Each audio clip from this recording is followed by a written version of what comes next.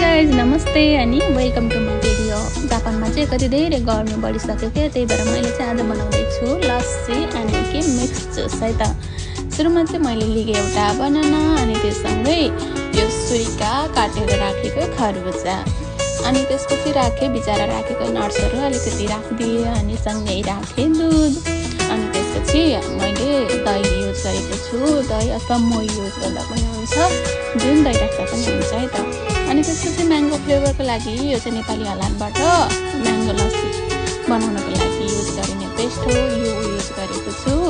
के अरे म्याङ्गो जापानमा कति धेरै महँगो छ नि त, त्यही भएर अनि त्यसपछि थोरै पानी राखेर गरिदिएँ ग्राइन्डिङ अनि यत्तिको भयो।